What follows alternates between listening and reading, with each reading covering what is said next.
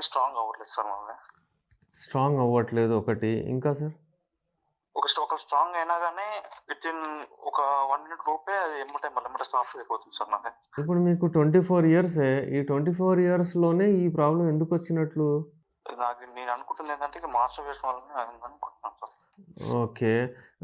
ఇప్పుడు టైమింగ్ ఎంతసేపు ఉంటుంది మీరు పాల్గొన్నప్పుడు? ఎంతసేపు చేయగలుగుతున్నారు? యాక్చువల్‌గా నేను ఇంత ముందుకు అంటే ఒక 6 మంత్స్, 7 మంత్స్ బ్యాక్ అప్పుడు ఒక 2 టైమ్స్ అట్లా చేశాను సార్. అప్పుడు మంచిగానే అనిపించింది. కానీ ఇప్పుడు అసలు స్ట్రాంగే అవ్వట్లేదు సార్ ఇప్పుడు.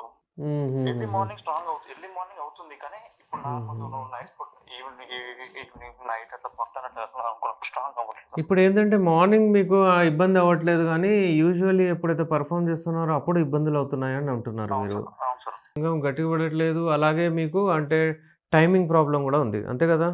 అవును సార్. ఈ 2 ఈ శీఘ్రస్ఖలనము, ఇంకా ఈ అంగస్తంభన వైఫల్యము ఈ రెండిటికి మీరు మంచి ట్రీట్మెంట్ నేనిచ్చేస్తాను.